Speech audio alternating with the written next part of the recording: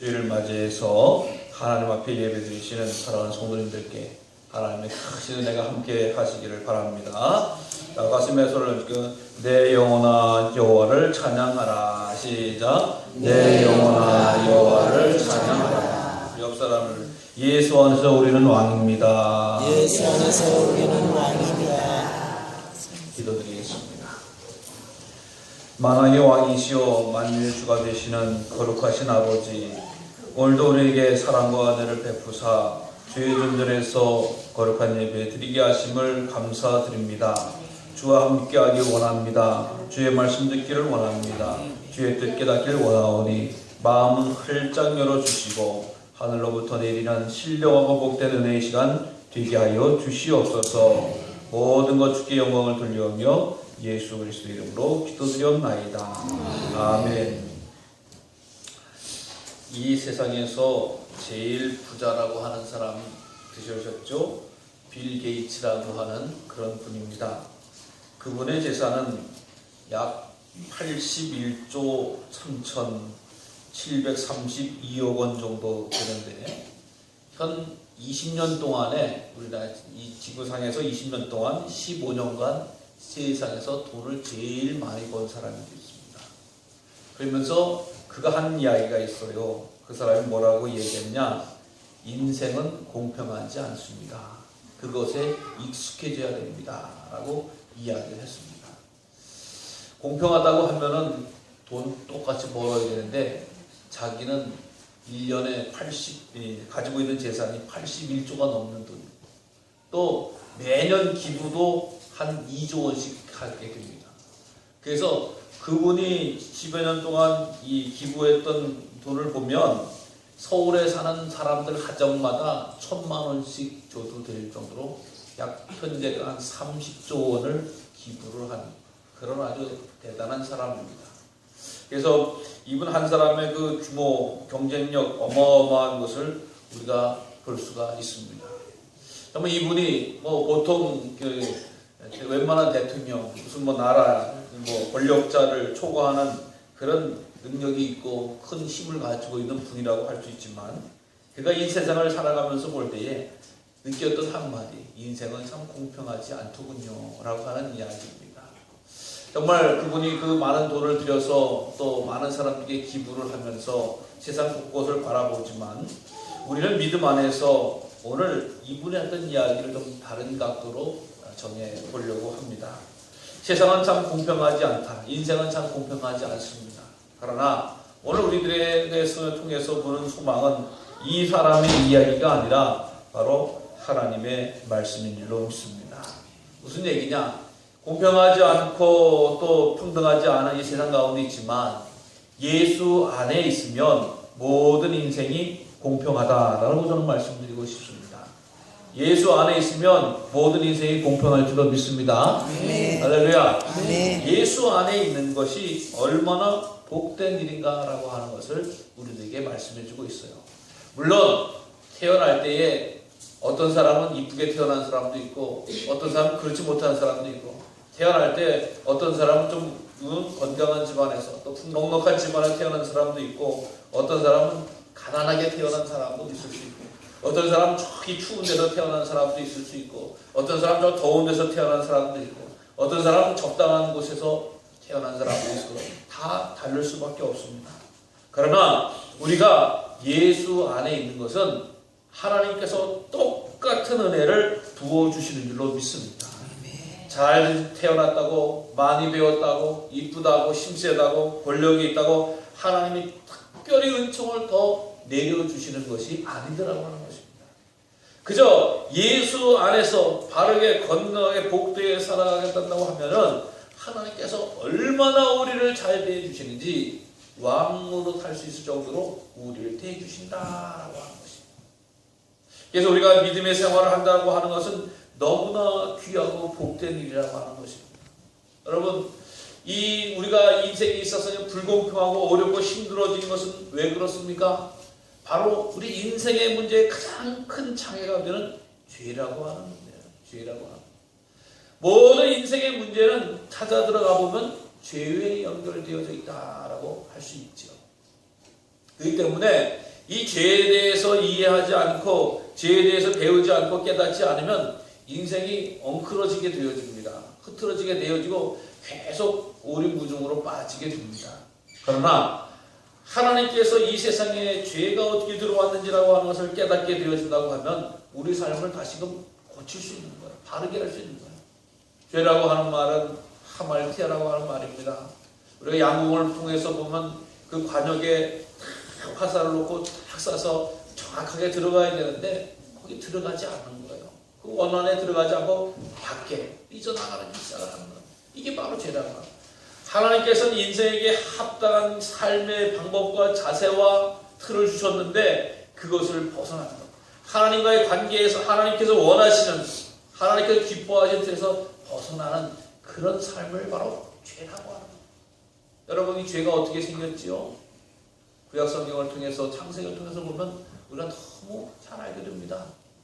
아담과 하와가 하나님께서 금단의 열매를 따먹지 말라라고 말씀하셨는데 사단 마귀에 꼬임에 넘어가서 죄를 따먹게 됩니다.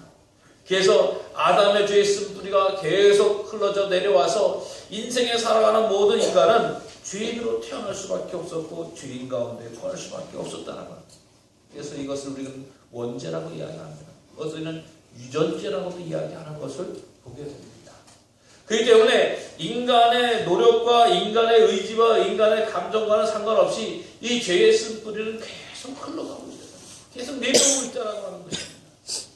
바로 아담 한 사람, 최초의 사람 아담, 인간의 한 사람이 죄를 짐으로 말미암아 죄의 쓴뿌리가 우리에게 왔어요. 그래서 하나님 뜻을 쫓기보다는 어떻게 하면 하나님의 뜻을 거스리고 어떻게 하면 자기 인생 속에서 자기 멋대로 살아가 볼까라고 하는 그런 것이 드러나게 되죠. 또 어떻게 하면 하나님이 계시다라고 하는 것을 방해하고 믿음이 들어간 것을 휘방하는 것이 있다라고 하는 것이에요. 그렇기 때문에 죄가 있는 가운데서는 결코 하나님을 만나거나 하나님의 뜻에 살아갈 수가 없게 되어졌다는 거예요. 이 죄의 문제를 하나님께서는 내버려두지 않으셨습니다.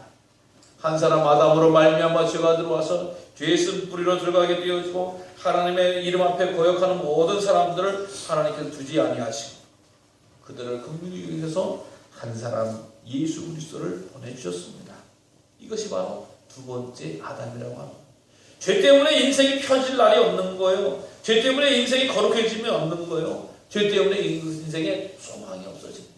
그래서 하나님께서 인간의 이 짊어진 죄를 해결해 주기 위해서 바로 두 번째 아담 예수 그리스도를 이 땅에 보내신 줄로 믿습니다. 그 예수님께서 이 땅에 오셔서 죄 때문에 무슨 일을 하셨습니까? 십자가에 달려 돌아가셨다라고 하는 거예요. 십자가에 달려 희생하셨다라고 하는 거예요. 그렇기 때문에 아무런 죄가 없으신 예수님이 십자가의 짐으로 말미암아 우리들의 죄가 해결되어졌고 누구든지 예수님을 믿기만 하면 구원을 받게 되는 줄로 믿습니다. 그래서 우리 인생은 두 가지 인생이 있다라고 이야기했죠. 어떤 인생이냐? 죄인으로 태어나서 죄인으로 죽는 거예요. 이것은 바로 아담 원죄의 사람 아담을 통해서 그냥 그 아담 가운데 거하게 돼요. 그러나 어떤 사람 죄인으로 태어났지만 의롭게 죽는 사람이 있어요. 바로 예수님을 믿는 사람이 있다라고 이야기해요. 그러니까 첫 번째 아담만 계속 따라가면은 멸망과 심판받기 받을 수 없지만 첫 번째 아담을 통해서 태어났지만 두 번째 아담 되시고 우리에게 구원자가 되시는 예수님을 믿으면 바로 죽지 아니하고 영원한 생명으로 사는 줄로 우리는 믿습니다. 그래서 우리가 가장 좋고 복된 인생의 길을 걷고 있는 줄로 믿으시길 바랍니다. 할렐루야.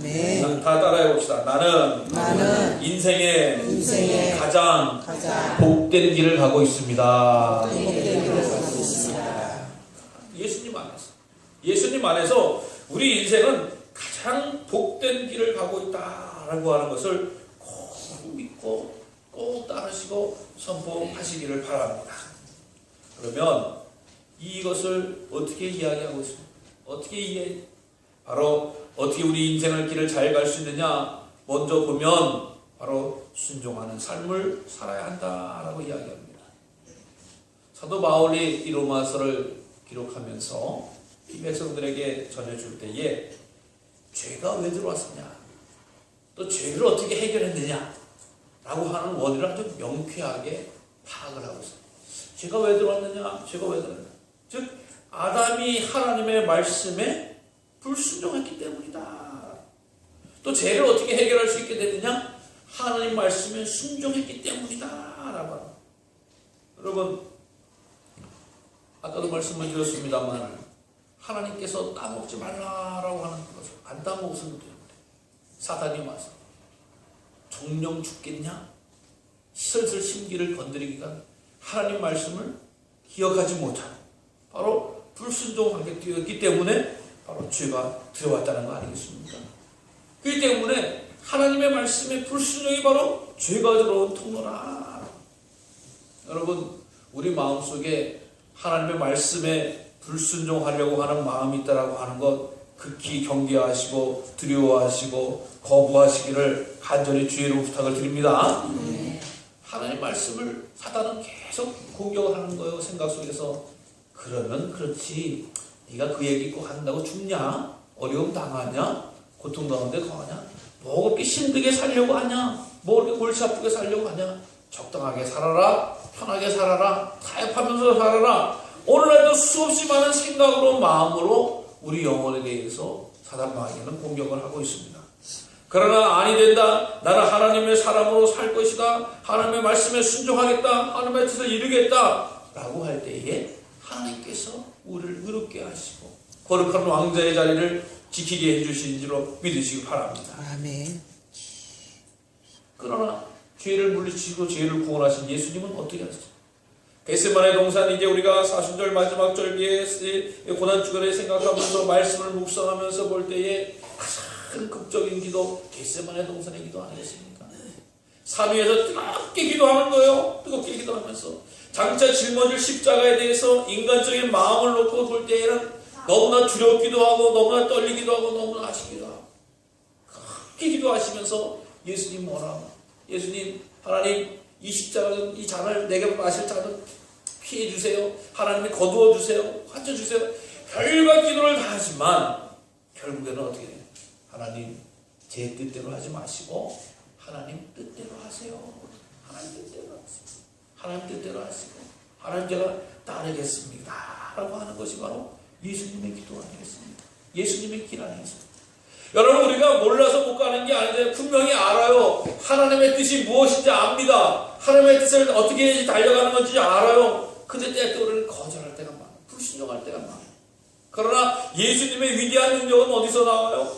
하나님의 뜻에 그대로 순종하는 것에 나온다라고 하는 거예요. 여러분, 우리의 마음속에 하나님의 말씀에 순종하는 역사가 계속 풍성해지기를 간절히 주의 이름으로 축원합니다. 여러분, 이 하나님의 말씀에 순종하면 때로는 어렵습니다. 때로는 고통스럽습니다. 때로는 곤란하기도 합니다. 그러나 반드시 하나님께서 영광의 복된 자리로 승리케 하시는 줄로 믿습니다. 예수님이 정말 십자가 짊어질 때까지만 해도 세상에서 가장 처하고 어려운 모욕의 자리, 수욕의 자리, 치욕의 자리, 멸시의 자리였잖아요. 그러나 그 말씀에 순종하니까 사도 바울은 모든 권세를 다 그분한테 주었다. 땅 위에 있는 것과 하늘에 있는 것, 땅 아래에 있는 것, 바닷속에 있는 것, 모든 권세가 다 예수님 앞에 무릎을 꿇게 되어졌다. 오늘 우리들이 믿음의 길을 가고 있다. 나는 신앙인으로 살고 있다라고 하는 것을 어떻게 나타날 수 있어요? 바로 나는 하나님의 말씀에 순종하는 사람입니다. 순종하는. 오늘 우리가 믿음의 길, 진리의 길, 생명의 길 갈 때에 우리 하나님의 말씀에 순종하는 그런 역사를 짊어지기를 다시금 주님의 이름으로 축원합니다. 또 우리가 이 왕노릇하면서 믿음의 길 또 주님의 뜻을 가기 위해서는 십자가의 삶을 우리가 살아야 될 줄로 믿습니다. 예수님도 분명히 말씀하셨어요. 너희가 나를 따르려면 내 십자가를, 제 십자가를 지고 나를 따르라 라고 말씀을 해주고 있습니다. 여러분, 십자가라고 하는 것은 사망의 틀입니다. 그러나 우리 주님께서 영광과 생명의 구원의 신력이 나타난 것이 바로 십자가라고 하는 것입니다. 예수님이 십자가를 지지 아니하셨으면 우리에게 구원이 있을 수 있나요? 없습니다. 생명이 있을 수 있나요? 없습니다. 그래서 예수님의 구원과 십자가는 바로 이 우리들에게 주시는 놀라운 증거라고 하는 것입니다. 그래서 예수님 하면은 십자가인 거예요. 교회 하면 십자가인 거예요. 십자가라고 하는 것은 바로 자기 자신의 희생을 의미하는 겁니다. 희생. 이 세상에 있어서 살아가는 동안 아름다운 것은 바로 희생의 역사입니다. 그래서 주님께서도 하나의 길이 떨어지면 그대로 있고 썩어지면 많은 열매를 맺나니라고 이야기를 해주고 있습니다. 성경에서 말고뿐만 아니라 다른 그런 부분에 있어서 아마 연예인 가운데서 참 좋은 일 많이 하는 그런 연예인들이 등장을 하는 것을 보게 됩니다. 근데 그분들의 영향력이 얼마나 큰지 알 수가 없어요. 며칠 전에 모 방송국에서 차인표 씨가 나와서 자기의 봉사에 대해서 이런저런 얘기를 허심탄회하게 이야기를 했습니다. 처음 쭉 자기가 선한 사람 복된 일을 하고 있는데 뭐 거기서 굳이 나는 기독교인입니다, 나는 신앙인입니다, 이런 얘기를 안 했습니다. 그러나 그의 내용, 그 배경을 알고 있는 분들은 저 사람이 진실한 신앙의 모습을 가지고 살아가고 있구나. 그래서 자녀들을 제시라 부인하고 해서 외국에서 양육을 하고 입양을 하고 또 거기서 또 아이들 키우고 또 도와주고 하는 이런 이야기를 쫙 하는 거죠. 근데 희생의 정신을 분명히 그거 자기가 아이들을 키우고 후원하고 자라면서 자기한테 돌아올 것이라고 하는 것은 아무도 걔네들이 커서 나한테 무슨 효도를 할 겁니다. 걔네들이 커가지고 나한테 무슨 집을 사준다 그랬습니다. 걔네들이 나를 커서 무슨 세계 곳곳에서 자라게 돼서 나를 초청해서 관광을 시켜준다고 그랬습니다. 그거 전혀 얘기 아니에요. 그냥 내가 기뻐서 감사해서 내 있는 여건도 허락을 통해서 베풀기 때문에 베풀고 있습니다. 희생하고 있습니다. 라고 하는 것을 말했습니다. 그것이 막 나눠지니까 그 당시 방송 이후에 그 구호단체에 1년에 모금해야 될 금액을 6배가 뛰어넘는 어마어마한 금액이 모금되어진 것입니다. 여러분, 이렇게 자기 자신의 희생의 마음을 나눌 때에 크고 놀라운 생명을 살리는 귀한 역사가 나타나는 거예요. 희생은 다른 것이 아닙니다. 내가 죽고 다른 사람이 사는 거예요. 그것 때문에 내가 무슨 기쁨이 있고 만족이 있고 내게 무슨 능력이 오고 내게 취할 이득이 있다라고 하는 것은 희생이 아니에요. 그것은 이득이 계산이 있죠. 거래죠. 그러나 희생이라고 하는 것은 그냥 기쁘고 감사함으로 헌신하고 사랑하는 것. 바로 그것이 바로 희생의 모습이라고 하는 겁니다. 여러분, 예수님이 십자가 지신다고 해가지고 예수님께서 무슨 큰 영광을 보신 일이 있습니다. 하나님이 주시기 전까지 큰 것이 없었다라고 하는 거예요. 오히려 그 자리를 차지하려고 했던 사람, 오히려 그 자리를 뺏으려고 했던 사람들을 물리치게 되어진다는 것입니다. 그래서 이 세상에 많은 사람들을 놓고 보던 철학자 베이컨이라고 하는 분은 이 세상에 세 종류의 사람이 있구나 이렇게 이야기를 했어요. 뭐라고 이야기했습니까? 거미 같은 사람이 있구나. 사람 살아가다 보니까 어쩜 이렇게 남에게 해를 끼치냐, 남의 것만 탐나는 사람, 거미 같은 사람이 있구나. 그 다음에 개미 같은 사람이 있구나. 그저 열심히 살아서 지나 잘 먹고 잘 사는구나. 개미 같은 사람들. 근데 어떤 꿀보 같은 사람이 있구나. 다른 사람에게 달콤함과 또 그것을 주는 사람이 있구나라고 이야기해요. 그러니까 어떤 사람은 남의 걸 뺏어내는 사람, 어떤 사람은 지나 잘 먹고 잘 사는 사람, 그러나 어떤 사람은 정말 헌신하고 사랑하는 사람이 있구나 하는 이런 이야기를 합니다. 여러분, 십자가의 삶은 바로 헌신하는 삶인 줄 믿습니다. 우리 주님께서 때로는 힘들고 어렵고 또 곤란할지라도 우리에게 희생의 삶, 십자가의 삶을 요청하셨다고 하면은 우리가 그것을 순종해야 될 줄로 믿으시길 바랍니다. 특별히 우리는 사순절기를 맞이했습니다. 사순절기, 예수님이 나의 죄 때문에 짊어진 십자가, 골고다 언덕을 묵상하면서 우리들의 삶을 다스리는 기간이에요. 삶을 돌아보는 기간이에요. 내 삶이 올 한 해도 이렇게 살아나갈 때에 이게 잘 살고 있는가? 어떤가라고 하는 것을 한번 생각해 보시기 바랍니다. 그래서 내가 이것이 부족한 부분이라고 하면 그것만 그냥 보고만 있지 말고 그것을 고치는 역사가 나는 사람.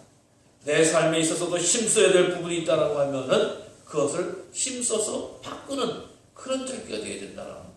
특별히 이것을 우리가 믿음으로 기도하면서 말씀을 묵상하면서 찾아내야지 이것을 힘 얻어서 감당할 수 있게 되어지더라고 하는.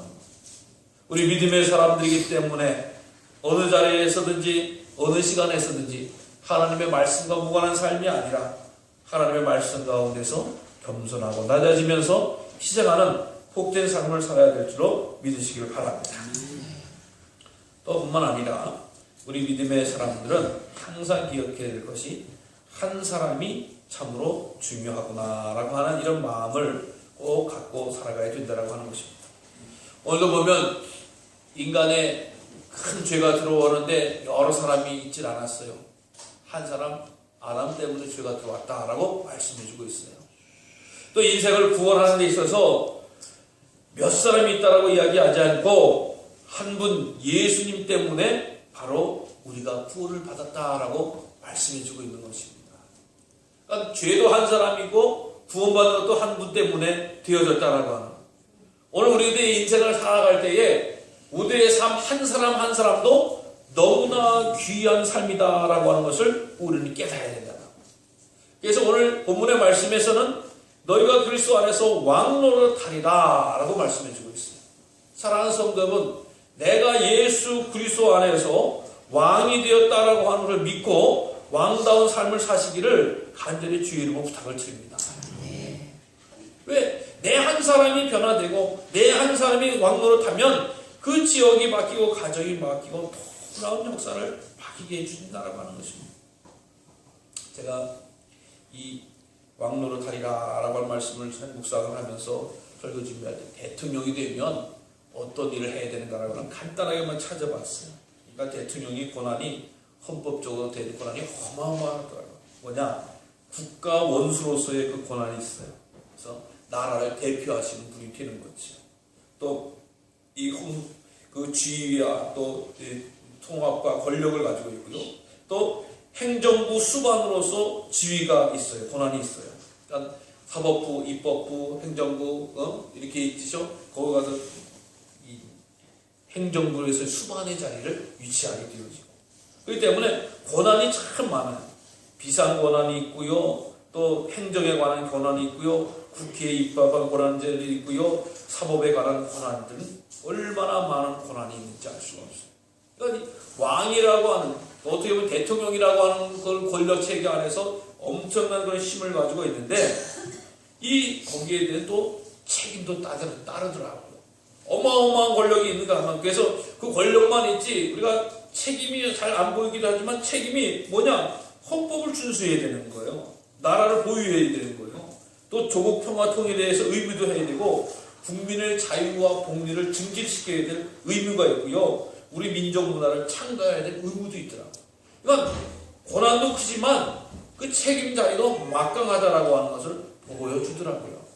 사랑하는 성도 여러분, 우리가 어디 주 안에서 왕노릇하면 그냥 뭐든지 다 좋은 줄 알아요. 다 편한 줄 알아요. 그러나 얼마나 힘들고 어려운지 알 수가 없어요. 얼마 전에 우리나라에서 광해라고 하는 영화가 있었어요. 그 광해라고 하는 영화는 거지와 왕이 바뀌는 그런 거예요. 그래서 우리나라 사람 1000만이 넘게 본 영화 중에 하나가 되죠. 아마 이 자리에서도 보신 분들이 많을 거예요. 이병헌이라고 하는 배우가 동시에 나와가지고 거지가 이제 왕이 돼가지고 똑같이 생긴 외모 갖고 왕궁에서 사는 거예요. 얼마나 불편해요.